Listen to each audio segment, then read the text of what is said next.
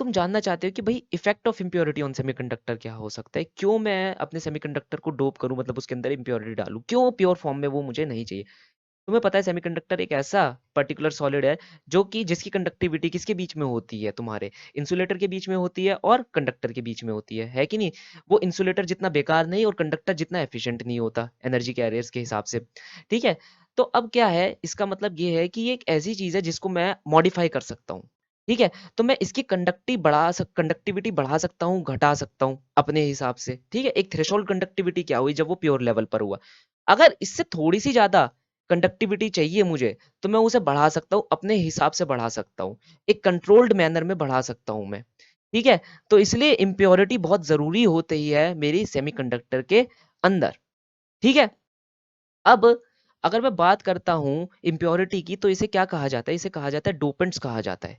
Impurities को क्या कहा जाता है, डोपेंट्स कहा जाता है। इनको डालने का एक तरीका होता है डोपेंट्स को, ऐसे नहीं कि तुमने लिया बोरा भर के डोपेंट डाल दिया अपने सेमीकंडक्टर के अंदर, नहीं। या फिर तुमने सोचा कि भैया मैं चुटकी भर डोपेंट डाल देता हूँ, मेरा सेमीकंडक्टर तैयार हो जाएगा, कंडक्टिविटी बिल्कुल अच्छी हो जाएगी, नहीं, ऐसा कुछ नहीं होता। ठीक है, एक तरीका होता है कि तुम जो डोपेंट डाल रहे हो वो ऐसा होना चाहिए कि वो एक एक ही होना चाहिए पर 10 टू द पावर 6 एटम्स के अंदर। मतलब अगर तुम्हारे पास 10 टू द पावर 6 सेमीकंडक्टर के एटम्स है, तो उसमें सिर्फ एक डोपेंट एटम तुम डाल सकते हो, एक इंप्योरिटी का एटम तुम डाल सकते हो। तो कितना होना चाहिए, 1 पार्ट पर मिलियन होना चाहिए तुम्हारा। ठीक है, और दूसरी बात ध्यान रखना, डोपेंट ऐसा भी नहीं होना चाहिए कि वो जा रहा है और एकदम लैटिस को तुम्हारा डिस्टर्ब कर रहा है, ऐसा बिल्कुल नहीं होना चाहिए। डोपेंट सिर्फ वही होना चाहिए जो सेमीकंडक्टर के अंदर एक एटम को बड़े प्यार से हटा दे और उसकी जगह पर आकर बैठ जाए without disturbing the whole lattice. क्योंकि जैसे ही उसने लैटिस को डिस्टर्ब करा, वो कोई और सब्सटेंस बना देगा। ठीक है, केमिस्ट्री में बार बार हमने ये पढ़ा, इनऑर्गेनिक्स के अंदर। ठीक है, तो ये ध्यान में रखने वाली बात है कि डोपेंट सिर्फ वही होना चाहिए जो कि बड़े प्यार से सेमीकंडक्टर के उस एटम को हटा दे और चुपचाप खुद जाकर बैठ जाए। ठीक है, फिर ये याद रखना कि डोपेंट जो हो वो क्रिस्टल लैटिस को डिस्टर्ब नहीं करना चाहिए, है कि नहीं। अब ये थोड़ी ना तुमने सेमीकंडक्टर के अंदर डाला और वो तुम्हें कंडक्टर बनाकर दे दे। ठीक है, या तुमने सेमीकंडक्टर के अंदर डाला और वो तुम्हें हलवा बनाकर दे दे, ऐसा नहीं होना चाहिए, ये याद रखना।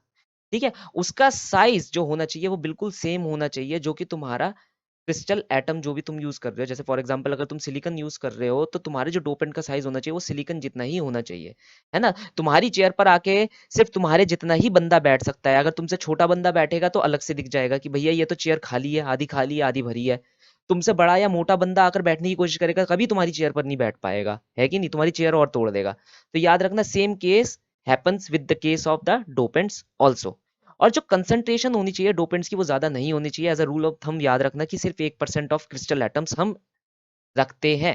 तो अगर तुम्हारे पास फॉर एग्जांपल क्रिस्टल एटम्स में 10 टू द पावर 9 एटम्स भरे पड़े हैं, तो इसका 1% निकाल लेना, सिर्फ उतना डोपेंट एटम्स को तुम यहाँ पर अंदर डाल सकते हो, उतना ही तुम सिर्फ डोप कर सकते हो। ये याद रखने वाली बात है, नोट्स यहाँ पर है, फटाफट से याद कर लेना। अब हमारे पास दो टाइप की इंप्योरिटी होती है। कौन कौन सी दो टाइप की इंप्योरिटी होती है, एक पेंटावेलेंट इंप्योरिटी होती है और एक ट्राइवेलेंट इंप्योरिटी होती है। पेंटावेलेंट इंप्योरिटी क्या होती है, पेंटावेलेंट इंप्योरिटी वो होती है जिसके एटम के पास 5 वैलेंस इलेक्ट्रॉन होते हैं। यहाँ पर देख पा रहे हो, इस पर्टिकुलर इंप्योरिटी के पास 5 वैलेंस इलेक्ट्रॉन है, 1 2 3 4 5। तो इसके पास 5 वैलेंस इलेक्ट्रॉन होते हैं, तो हम इसे क्या कहते हैं, पेंटावेलेंट इंप्योरिटी कहते हैं। एग्जाम्पल क्या क्या, एग्जाम्पल बहुत अच्छे से याद कर लेना, फास्फोरस, आर्सेनिक, एंटीमनी। सबसे ज्यादा सर्वाधिकली हर क्वेश्चन में यही पूछे जाते हैं, इससे बाहर कुछ नहीं पूछा जाता। ठीक है, ट्राइवेलेंट इंप्योरिटी कौन सी होती है, वो इंप्योरिटी, ठीक है, जिसके एटम के पास 3 वैलेंस इलेक्ट्रॉन होते हैं, 3 वैलेंस इलेक्ट्रॉन होते हैं।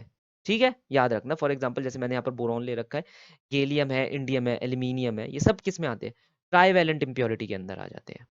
अब क्या है, बात कर लेते हैं क्लासिफिकेशन ऑफ सेमीकंडक्टर्स की। तो जैसा कि हमने पढ़ा अभी तक कि हमने डोपिंग कर दी है, तो डोप करने से क्या हो गया, एक प्योर फॉर्म ऑफ सेमीकंडक्टर बिल्कुल अलग हो जाता है जो डोप्ड फॉर्म ऑफ सेमीकंडक्टर से होते हैं। तो हमारे पास यहाँ पर दो टाइप की क्लासिफिकेशन है। पहला तो प्योर फॉर्म जिसे हम इंट्रिंसिक सेमीकंडक्टर्स कहते हैं, दूसरा हो गया एक्सट्रिंसिक सेमीकंडक्टर, मतलब डोप्ड सेमीकंडक्टर्स। ठीक है, इसके अंदर भी एक्सट्रिंसिक सेमीकंडक्टर्स के अंदर दो टाइप के कंडक्टर सेमीकंडक्टर्स आ जाते हैं। सबसे पहला एन टाइप का सेमीकंडक्टर, दूसरा पी टाइप का सेमीकंडक्टर। अभी हम पढ़ेंगे कि क्या होता है। याद रखने वाली बात यह है कि इंट्रिंसिक सेमीकंडक्टर जो होते हैं, जो प्योर फॉर्म होती है, उसके अंदर जो होल्स होते हैं, number of holes is equal to number of electrons itself. जो कंसंट्रेशन ऑफ होल होती है वो सेम एज दैट होती है कंसंट्रेशन ऑफ इलेक्ट्रॉन्स के बराबर। लेकिन एन टाइप और पी टाइप में ये कंसंट्रेशन ऊबड़ खाबड़ हो जाती है, बदल जाती है। एन टाइप में इलेक्ट्रॉन्स ज्यादा हो जाते हैं, पी टाइप में होल ज्यादा हो जाते हैं। देखो कैसे, फॉर एग्जाम्पल मेरे पास एक पेंटावेलेंट इंप्योरिटी है, मैंने उसे बिल्कुल लैटिस के अंदर डाल दिया, तो क्या होगा, पेंटावेलेंट इंप्योरिटी के पास कितने हाथ है, 5 हाथ हैं, क्यों, 5 वैलेंस इलेक्ट्रॉन है। तो 5 में से 4 वैलेंस इलेक्ट्रॉन तो सिलिकॉन के साथ बॉन्ड बना लेंगे, बना लिया उन्होंने बॉन्ड, बचा क्या, एक। अब ये एक दान कर देता है इलेक्ट्रॉन को कि भाई ऐसा करो, तुम ये कंडक्शन बैंड के अंदर ले लो और तुम जो कंडक्ट करवाना चाहते हो, जो एनर्जी कंडक्ट करवाना चाहते हो, तुम यूज कर सकते हो। तुम इलेक्ट्रिक करंट को कंडक्ट कराने के लिए इस मेरे बचे कुचे इलेक्ट्रॉन का यूज कर सकते हो। ठीक है, तो एक काइंड ऑफ डोनर इम्प्योरिटी हम इसे कहते हैं। ठीक है, लाइन बाय लाइन एक बार हम इसको पढ़ लेते हैं नोट्स में, ठीक है, ताकि तुम याद रख सको।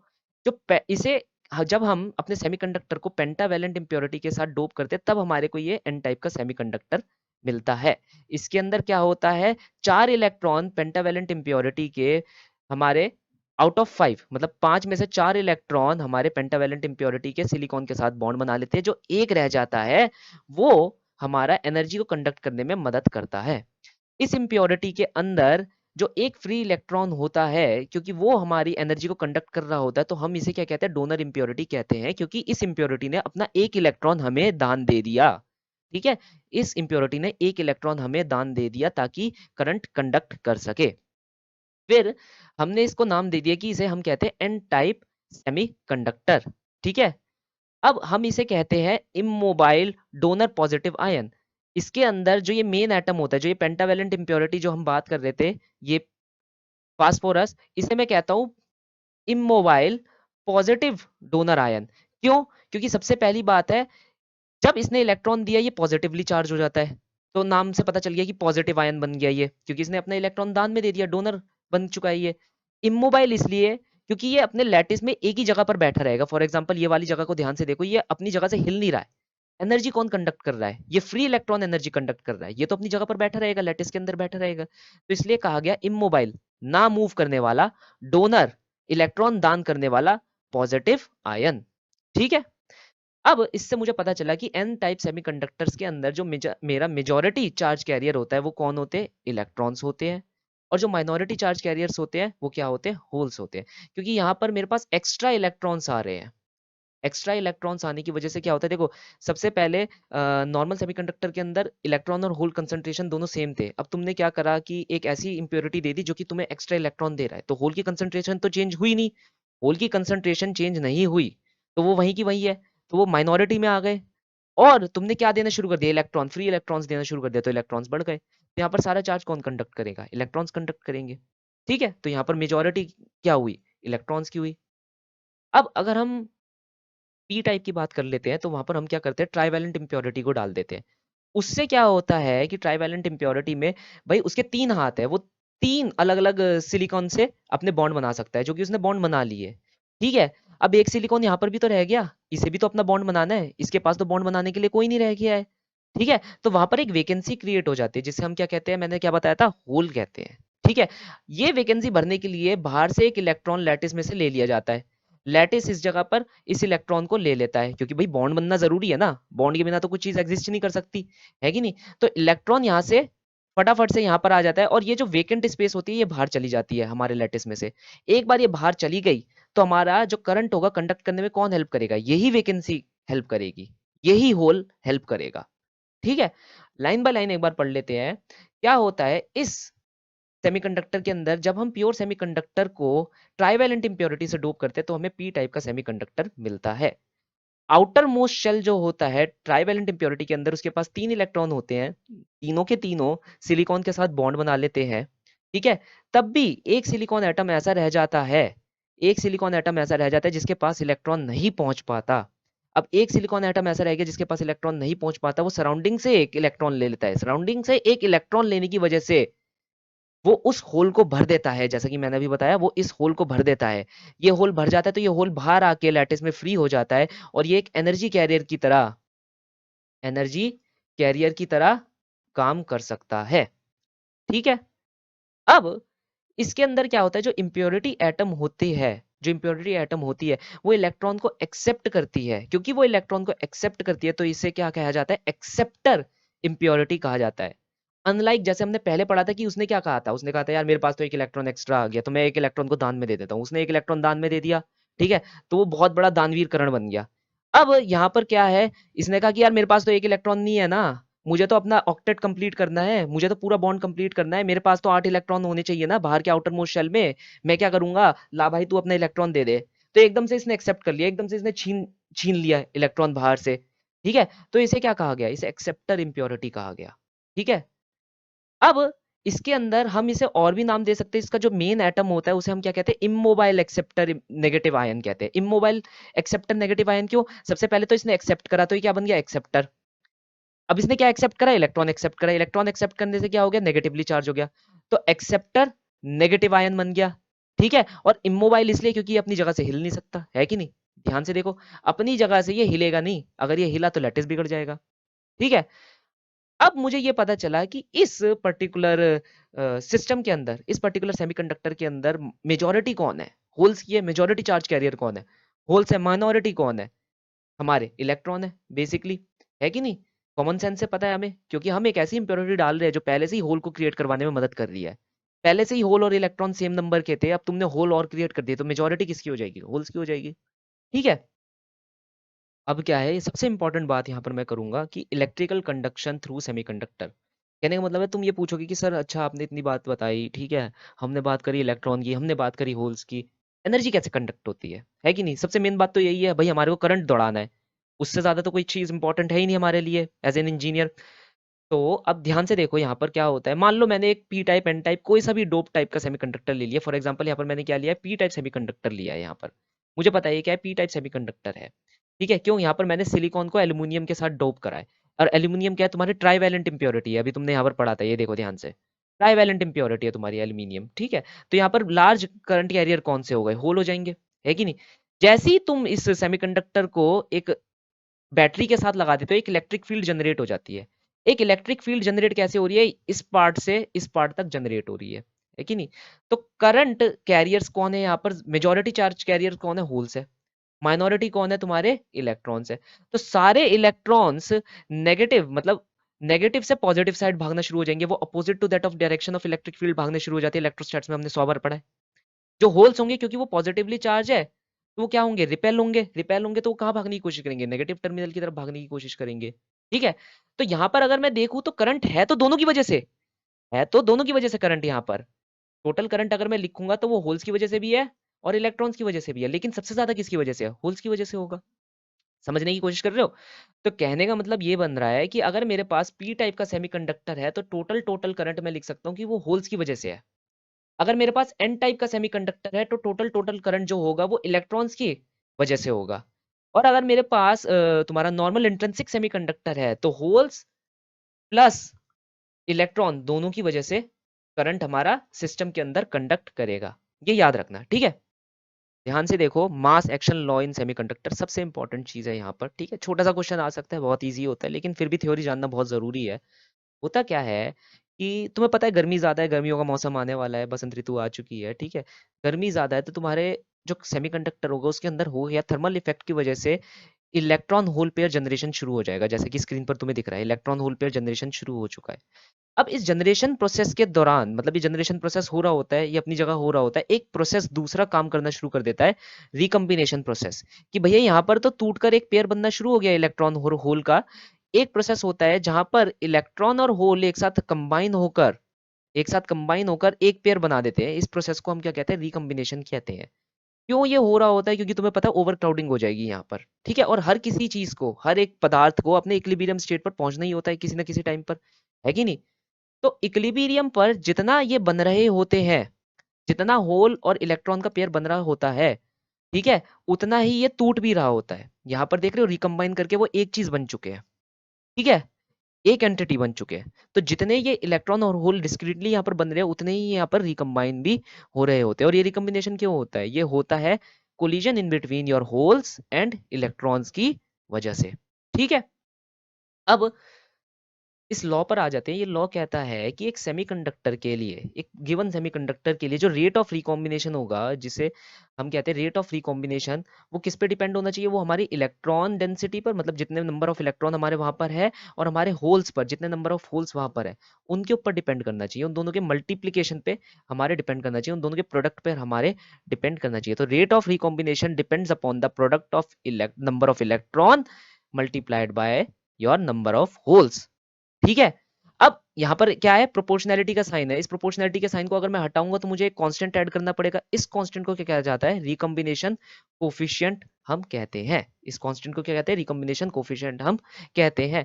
अगर तुम एक इंट्रिंसिक सेमीकंडक्टर को ले रहे हो, कहने का मतलब है जहां पर इलेक्ट्रॉन और होल्स एक ही जैसे हैं, electrons is equal to number of holes है, तो दोनों का नंबर एक ही होगा। लेट अस से ni मान लेते हैं उन दोनों को, क्योंकि दोनों एक ही होते हैं। अगर 4 इलेक्ट्रॉन होंगे तो 4 होल्स होंगे, अगर 5 इलेक्ट्रॉन होंगे तो 5 होल्स होंगे। तो मैं मान रहा हूं कि दोनों एक ही हैं, मतलब एक ही जितने हैं। तो मैंने मान लिया कि उनको मैंने लेट से उनको वैल्यू दे दी n। तो रेट ऑफ रिकॉम्बिनेशन कितना होना चाहिए? Ne into NH। अब ये भी n, ये भी n, तो क्या हो जाएगा? n square. ठीक है, ये याद रखना। तो इस लॉ से मुझे ये पता चला, रिकॉम्बिनेशन रेट लॉ को मैं ऐसे लिख सकता हूँ, ये पहली इक्वेशन, ये दूसरी इक्वेशन, दोनों इक्वेशनों को यहाँ इक्वेट कर दिया।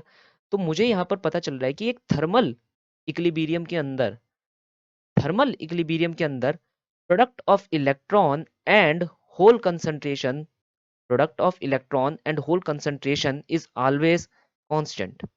वो डोपिंग पर डिपेंड नहीं करते। ठीक है, चाहे कोई सी भी डोपिंग हो।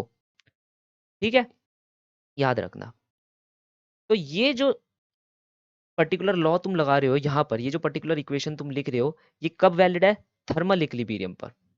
कब वैलिड है ये? थर्मल इक्विलिब्रियम पर वैलिड है। तो मास एक्शन लॉ हमें क्या कहता है? Ne into NH under thermal equilibrium should be equal to Ni square itself. ठीक है। क्वेश्चन क्या कह रहा है? कह रहा है तुम्हारे पास एक सेमीकंडक्टर मटेरियल है। ठीक है, अब सेमीकंडक्टर मटेरियल है तो मुझे पता ही है कि उसका अपना वैलेंस बैंड होगा, उसका अपना कंडक्शन बैंड होगा। ये कह रहा है कि मैं सेमीकंडक्टर मटेरियल पर एक लाइट मार रहा हूँ। ठीक है, उस लाइट में से एक फोटोन निकल कर आ रहा है।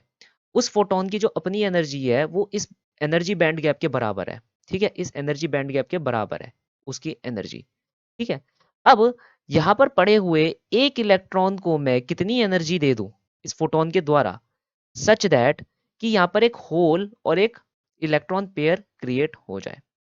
अब इस क्वेश्चन के हिसाब से देखा जाए तो मुझे क्या दे रखा है? फोटोन का लैम्डा दे रखा है 589 नैनोमीटर, ये कह लो 5890 एंगस्ट्रॉम। ठीक है, 5890 एंगस्ट्रॉम में मुझे लैम्डा यहाँ पर दे रखा है। अब देखो, तुम्हें पता है कि अगर मुझे एक इलेक्ट्रॉन होल पेयर बताना है, ठीक है, पिछली लेक्चर से अगर मुझे एक इलेक्ट्रॉन होल पेयर बनाना है तो मुझे इस इलेक्ट्रॉन को वैलेंस बैंड से कंडक्शन बैंड भेजना होगा। वैलेंस बैंड से कंडक्शन बैंड भेजने के लिए मुझे उसे ये खाई पार करवानी होगी, एनर्जी गैप की खाई पार करवानी होगी। अब अगर यहाँ पर देखा जाए, क्वेश्चन के अंदर ही वो कह रहा है कि ये जो एनर्जी फोटोन कैरी कर रहा है, उसकी जो एनर्जी लेवल है वो सेम है इस एनर्जी बैंड गैप के बराबर, है कि नहीं? तो अगर मैं फोटोन की एनर्जी लेवल निकाल लूँ तो मुझे पता चल जाएगा कि यहाँ पर मैं इस इलेक्ट्रॉन को कितनी एनर्जी ये फोटोन प्रोवाइड कर रहा है, सच दैट कि ये यहाँ से यहाँ पर भाग जाए। अगर ये यहाँ से यहाँ भाग गया तो अपने आप ही यहाँ पर होल क्रिएट हो जाएगा। सिंपल सा मैं फॉर्मूला यूज करूंगा, E equal to H nu या ई इक्वल टू 12400 बटे लैम्डा वाला, है कि नहीं? इस फॉर्मूला को यूज कर रहा हूँ तो ये मेरा लैम्डा किस में होना चाहिए? एंगस्ट्रॉन्ग के अंदर होना चाहिए। एंगस्ट्रॉन्ग के अंदर मैं निकाल चुका हूँ कि मेरा लैम्डा कितना है? 5890 एंगस्ट्रॉन्ग है। सीधा सिंपल यहाँ पर लैम्डा की वैल्यू रखने पर मुझे पता चल जाएगा कि एनर्जी कितनी आ रही है? 2.1 इलेक्ट्रॉन वोल्ट, है ना? ये एनर्जी गैप किसके अंदर होता है? इलेक्ट्रॉन वोल्ट के अंदर होना चाहिए, है ना? अभी बात करी थी। तो इसका मतलब है जो ये मेरा फोटोन है 2.1 इलेक्ट्रॉन वोल्ट एनर्जी लेकर इस इलेक्ट्रॉन के साथ टकराएगा, इसे एनर्जी दे देगा। ये इलेक्ट्रॉन 2.1 इलेक्ट्रॉन वोल्ट की एनर्जी लेकर यहाँ से कंडक्शन बैंड के अंदर चला जाएगा। ठीक है, जिससे मेरे पास एक इलेक्ट्रॉन होल पेयर यहाँ पर क्रिएट हो जाएगा। अब ये कह रहा है कि simple find the value of E by के टी वेयर के is Boltzmann constant at the temperature of 300 kelvin. तो भैया टी क्या है? टेम्परेचर है। ई तुम निकाल चुके 2.1 इलेक्ट्रॉन वोल्ट के, बोल्ट्जमैन कांस्टेंट की वैल्यू तुम्हें यहाँ पर रखनी है। खुद रखो और आंसर निकाल लो। बोल्ट्जमैन कांस्टेंट की वैल्यू ये पर है, ये रही। इलेक्ट्रॉन वोल्ट को खोलना है तो एक इलेक्ट्रॉन वोल्ट कितना होता है? 1.6 10 to the power minus 19 joule, है कि नहीं? तो यहाँ पर ये खोलकर तुम आराम से यहाँ पर वैल्यू रख सकते हो, है ना? तो ई बाई के टी की वैल्यू तुम्हें मिल जाएगी। कितना आंसर आ रहा है? 81 आ रहा है।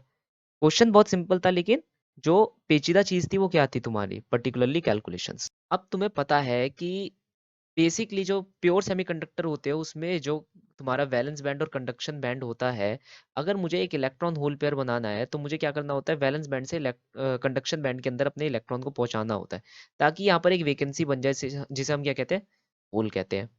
ठीक है। अब इस काम को करने के लिए मुझे ये एनर्जी गैप को, इस खाई को, ठीक है, पार करके जाना होगा। मुझे पता है कि मैं डोपिंग कर देता हूँ, डोपिंग से क्या होता है, कंडक्टिविटी बढ़ जाती है। उसका मतलब क्या है, उसका मतलब है जो एनर्जी गैप है यहाँ पर मैं उसे कम कर रहा हूँ। फॉर एग्जाम्पल यहाँ पर मैंने क्या लिया, पी टाइप का सेमीकंडक्टर लिया है। तो मैंने यहाँ क्या करा कि ये जो मेरा इफेक्टिव एनर्जी गैप था, ये मेरा इफेक्टिव एनर्जी गैप था, इसे मैंने छोटा कर दिया। कितना छोटा कर दिया, इतना छोटा कर दिया। ठीक है। अब अगर यहाँ पर मेरे इलेक्ट्रॉन प्रेजेंट होंगे तो वो बहुत ही आराम से यहाँ से सीधा कंडक्शन बैंड में बहुत ही कम जंप मारकर पहुंच सकते हैं, बहुत ही जल्दी पहुंच सकते हैं। क्वेश्चन ये कह रहा है कि एक पी टाइप सेमीकंडक्टर की एक्सेप्टर लेवल कितनी है, 57 मेगा इलेक्ट्रॉन वोल्ट है। ये जो थ्रेशहोल्ड मैंने यहाँ पर लेवल बनाई है, जिस पर मेरे इलेक्ट्रॉन्स यहाँ पर रह सकते हैं, रिसाइड कर सकते हैं, इसे क्या कहा जाता है, एक्सेप्टर लेवल कहा जा सकता है। ठीक है। क्यों? क्योंकि यहाँ पर से मैंने इतनी एनर्जी गैप को माइनस कर दिया, देख रहे हो, इतने एनर्जी गैप को मैंने माइनस कर दिया है। कहने का मतलब है पहले से ही मैंने कुछ ये एनर्जी हटा दी अपने सिस्टम के अंदर से, कि भाई तुम्हारे पास अब इतनी खाई को पार करने की जरूरत नहीं है, तुम इतने लेवल पर रह सकते हो। एक रिले रेस के अंदर मैंने तुम्हारे को चीटिंग करवा दी कि तुम स्टार्टिंग से शुरू नहीं करोगे, तुम 5 मीटर आगे से अपनी रिले रेस शुरू करोगे। ठीक है। तो पी टाइप सेमीकंडक्टर के अंदर एक्सेप्टर एनर्जी लेवल कितनी दे रखी है, 57 मेगा इलेक्ट्रॉन वोल्ट दे रखी है। ठीक है। इस एक्सेप्टर इम्प्योरिटी लेवल का मतलब क्या है, यहां पर मेरे इलेक्ट्रॉन्स आकर आराम से रिसाइड कर सकते हैं। ठीक है। What is the maximum wavelength of light required to create a hole, ये पूछ रहा है कितनी मैक्सिमम वेवलेंथ एक लाइट की चाहिए ताकि मैं एक होल और एक इलेक्ट्रॉन का पेयर यहां पर क्रिएट कर सकूं। देखो, अब तुम लोगों को पता है कि यहां पर एक होल और एक इलेक्ट्रॉन पेयर क्रिएट करने के लिए इसे एक इंट्रिंसिक सेमीकंडक्टर के अंदर एक इलेक्ट्रॉन को यहाँ से यहाँ जाना पड़ता था, वैलेंस बैंड से कंडक्शन बैंड को जाना पड़ता था। ठीक है। उसके लिए मुझे ज्यादा एनर्जी देनी होगी क्योंकि उस इलेक्ट्रॉन को पर्टिकुलरली इस एनर्जी गैप से होकर गुजरना पड़ता है कि नहीं। अब मैंने क्या करा, मैंने ऐसा कर दिया कि एक इलेक्ट्रॉन मिनिमम इस एनर्जी लेवल पर आकर रिसाइड कर सकता है, इस एनर्जी लेवल पर आकर रिसाइड कर सकता है, जिसे मैंने क्या कहा है, एक्सेप्टर एनर्जी लेवल कहा है। ठीक है। तो मिनिमम एनर्जी मैं अपनी किसे दे सकता हूँ, एक इलेक्ट्रॉन को कितनी दे सकता हूँ यहाँ पर, 57 मिली इलेक्ट्रॉन वोल्ट में दे सकता हूँ, सच दैट मेरा इलेक्ट्रॉन यहाँ वैलेंस बैंड में ना रह के यहाँ पर रिसाइड करना शुरू कर जाएगा, ताकि यहाँ पर एक होल मुझे बना हुआ मिल जाएगा, वैलेंस बैंड में मुझे एक होल बना हुआ मिल जाएगा और मेरा इलेक्ट्रॉन उस होल से दूर कहीं ना कहीं रिसाइड कर सकता है। तो मिनिमम एनर्जी मैं कितनी दे सकता हूँ, 57 मिली इलेक्ट्रॉन वोल्ट मैं दे सकता हूँ, और मुझे पता है energy is inversely proportional to lambda. अगर ये मिनिमम होगी तो ये चीज मैक्सिमम हो जाएगी, है कि नहीं। सिंपल सा यहाँ पर मैंने फॉर्मूला लगा दिया। अब ये मुझे पता है कि मिनिमम एनर्जी लेवल मैं दे रहा हूँ तो ये क्या हो जाएगी, मैक्सिमम लैम्डा जो मैं दे सकता हूँ, है कि नहीं, इनवर्स रिलेशन है यहाँ पर। सिंपल सा फॉर्मूला लगा दिया, आंसर निकाल कर आ जाएगा, है कि नहीं। अब ये किस में दे रखा है, 57 मिली इलेक्ट्रॉन वोल्ट के अंदर। ठीक है। तो ये क्या हो जाएगा, 57 10⁻³ इलेक्ट्रॉन को खोल देना 1.6 10⁻⁹ में वोल्ट। ठीक है। प्लैंक्स कांस्टेंट लगा देना, स्पीड ऑफ लाइट लगा देना, तो हमारे पास आंसर आ जाएगा। या तुम सीधा सा भी कर सकते थे कि 12400 अपॉन लैम्डा इटसेल्फ। ये किस में दे रखा है, तुम्हारे को पहले से ही इलेक्ट्रॉन वोल्ट में दे रखा है, बस तुम्हें किस में रखना पड़ता है, क्योंकि मिली में दे रखा है तो 57 10⁻³ में रखना पड़ता। लैम्डा को तुम एंगस्ट्रॉम के अंदर यहाँ पर से निकाल सकते थे, जो आंसर तब भी कितना ही आ जाता, इतना ही आंसर आ जाता तुम्हारा, है कि नहीं। तो याद रखना कैलकुलेशन कैसे करनी है यहाँ पर। ठीक है। तो बेसिकली इस क्वेश्चन का बस बेसिक मतलब इतना ही था कि यहाँ पर जो ये एक्सेप्टर लेवल, कई सारे क्वेश्चनों में इसके बारे में बात होती है। एक्सेप्टर लेवल का मतलब है एक मैंने थ्रेशोल्ड लेवल बना दी, एक चीटिंग लेवल बना दी, जहां पर से तुम अपनी रिले रेस स्टार्ट करोगे। ठीक है। ये होती है। अब देख रहे हो यहाँ पर एनर्जी गैप कम हो गया, जिसकी वजह से मेरा इलेक्ट्रॉन आराम से यहाँ बड़े आराम से जा सकता है, उसे ज्यादा एनर्जी गैप को कवर यहाँ पर नहीं करना। ठीक है। क्वेश्चन ध्यान से देख लो, बहुत आसान क्वेश्चन है। ठीक है। थर्ड क्लास का क्वेश्चन है ये, यूनिटरी मेथड पे। कह रहे हैं कि एक सिलिकॉन स्पेसिमेन है तुम्हारा, पी टाइप सेमीकंडक्टर से बना है, कैसे डोप करा गया है। वो कह रहा है कि मैंने 5 × 10⁻⁴ सिलिकॉन एटम्स के अंदर एक इंडियम का एटम डाल रखा है। अब मैंने क्या करा, मेरे पास 1 मीटर क्यूब का एक वॉल्यूम का पीस पड़ा हुआ है, 1 मीटर क्यूब का एक पीस पड़ा हुआ है। ठीक है। इस पीस की वॉल्यूम कितनी है, 1 मीटर क्यूब है। इसके अंदर कितने सिलिकॉन के एटम प्रेजेंट है? 5 × 10⁻28 सिलिकॉन एटम्स प्रेजेंट है। ये बताओ कितने इंडियम एटम्स मुझे चाहिए ताकि मैं इस पर्टिकुलर वॉल्यूम को डोप कर सकूं, इस पर्टिकुलर क्यूब को डोप कर सकूं। ध्यान से देखो, अगर एक सिलिकॉन एटम को डोप होने के लिए 1/5 × 10⁻7 इंडियम एटम्स चाहिए, तो 5 × 10⁻28 सिलिकॉन एटम्स को कितने चाहिए होंगे? इतने इंडियम एटम्स चाहिए होंगे, है कि नहीं, डोप होने के लिए? 5 × 10⁻7 इंडियम एटम्स, तो इतने सिलिकॉन एटम्स को इतने इंडियम एटम्स चाहिए होंगे डोप होने के लिए। अब ये सिलिकॉन एटम्स कितने किस में प्रेजेंट है? ये 1 मीटर क्यूब की वॉल्यूम में प्रेजेंट है। 1 मीटर क्यूब की वॉल्यूम में प्रेजेंट है, तो ये इतने इंडियम एटम पर मीटर क्यूब हो जाएंगे। ये इतने इंडियम एटम पर मीटर क्यूब हमें चाहिए सिलिकॉन को डोप करने के लिए। हमें आंसर किस में निकालना है? पर सेंटीमीटर क्यूब के अंदर। तो जानते हो 1 मीटर कितना होता है? 10⁻²2 सेंटीमीटर। तो 1 मीटर क्यूब कितना हो जाएगा? 10⁻² का होल क्यूब सेंटीमीटर का क्यूब। तो आंसर क्या होना चाहिए? 5 × 10⁻28 अपॉन 5 × 10⁻7 इंटू 10⁻² होल क्यूब। अब ये किसमें हो गया? पर सेंटीमीटर क्यूब के अंदर हो गया। तो नंबर ऑफ इंडियम एटम्स पर सेंटीमीटर क्यूब के अंदर आंसर आ गया हमारा।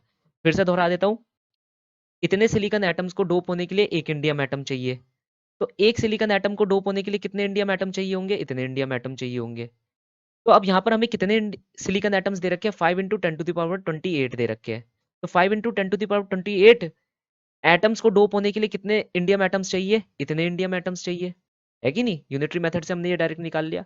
फिर क्योंकि ये आंसर किस में दे रखा है? पर मीटर क्यूब में, इसे पर सेंटीमीटर क्यूब का करना है हमें, तो पहले हमने कन्वर्जन कर लिया, फिर कन्वर्जन से हमने इसे मल्टीप्लाई कर दिया। बेसिक मैथमेटिक्स, है कि नहीं?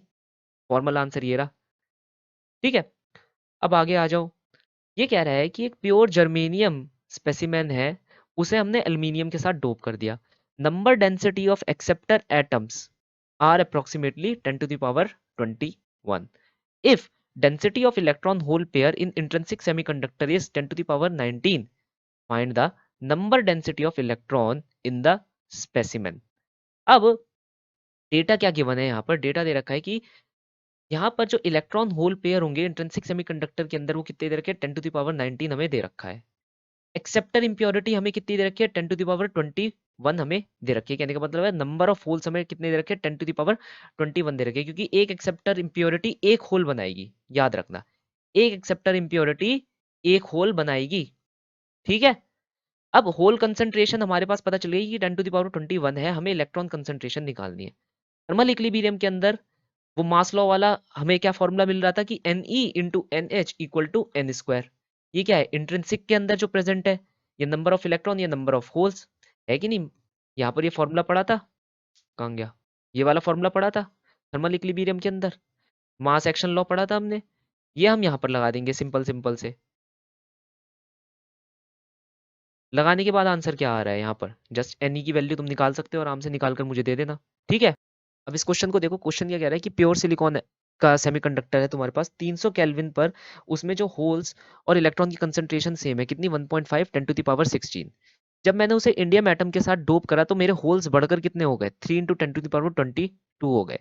मुझे क्या निकालना है? इलेक्ट्रॉन्स निकालने हैं। सिंपल सी बात है, मैं फिर से लॉ ऑफ मास एक्शन लगा सकता हूँ। NeNH Ni², Ni² दे रखा है मुझे, Ni की वैल्यू दे रखी है 1.5 × 10⁻16, ये मैं यहाँ फिट कर सकता हूँ। Ne मुझे निकालना है, NH की वैल्यू इसने दे रखी है, यहाँ पर मैं सीधा सा लगा सकता हूँ, आंसर निकल कर आ जाएगा। सिंपल सा क्वेश्चन था।